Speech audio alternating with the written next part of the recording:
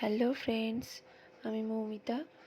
আমি এক নতুন ভিডিও নিয়ে নতুন ভয়েসে তোমাদের কাছে চলে এলাম। একটা পলাশপুরের ক্লে জুয়েলারি, আশা করি তোমাদের খুব ভালো লাগবে। তো দোল তো চলে গেছে, আমার ভিডিওটা এডিট করা ছিল না, তাই জন্য আমি পোস্ট করতে পারিনি। তো তাই এডিট করে পোস্ট করলাম। কেমন হয়েছে তোমরা নিশ্চয়ই জানাবে। এই দেখো, আমি একটা পলাশ ফুলের পাপড়ি তৈরি করে নিচ্ছি। দেখো, পাপড়িগুলো খুব সূক্ষ্মভাবে মানে চেপে চেপে করে হাতে প্লেন করে নিতে হবে। তারপরে ওটাকে ব্লেড দিয়ে কেটে কেটে করতে হবে। তা আমি কোনো ইনস্ট্রুমেন্ট ইউজ করিনি, আমাদের বাড়িতে যা ছিল তাই দিয়ে আমি তৈরি করেছি জিনিসটাকে। তো 3টে পাপড়ি দিয়ে ওটাকে সেট করেছি।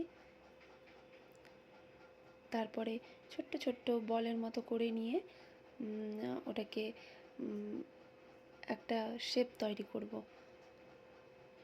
পাশে খালি জায়গাটা লাগছিল, তো ওই জন্য ওটা ছোট্ট ছোট্ট বলের মতো করে ওখানে বসিয়েছি, যেহেতু জায়গাটা কেমন ফাঁকা ফাঁকা লাগছিল, তাই জন্য। ওর ওপরে 3টে পলাশ ফুলের সেট করেছি, পলাশ ফুল সেট করেছি 3টে। আর কানেরগুলো খুব ছোট ছোট করেছি, কেন ক্লে জুয়েলারি তো, ওই জন্য একটু ভারী হলে কেমন কানে ঝুলে পড়ে, ওই জন্য ছোট ছোট করে করেছি। এই দেখো, পুরো রেডি হয়ে গেছে। এর উপরে আমি হোয়াইট কালারের অ্যাক্রিলিক কালার ইউজ করছি। পুরোটা দেওয়া কমপ্লিট করব।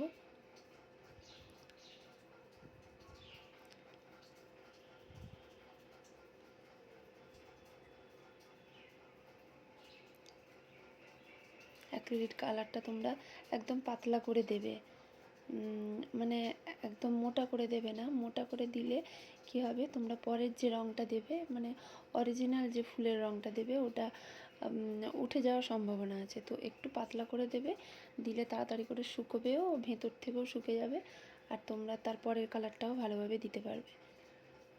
এরপরে এলাম পলাশ ফুলের রঙ করতে। এই যে অরেঞ্জ দিয়ে রেড দিয়ে ওটাকে ভালো করে মেশি করে তো করে দিয়েছি, ওটা রং হয়ে গেছে। এবারে টার্সেল লাগানোর পালা। টার্সেল লাগানো খুব ইজি, টার্সেলটা কোনো ব্যাপার নয় লাগানো। এই একটু চিট লাগালে তারপরে ওর উপরে বসিয়ে একটা ক্লের নেবে, তো ক্লেটা দিয়ে ওর উপরে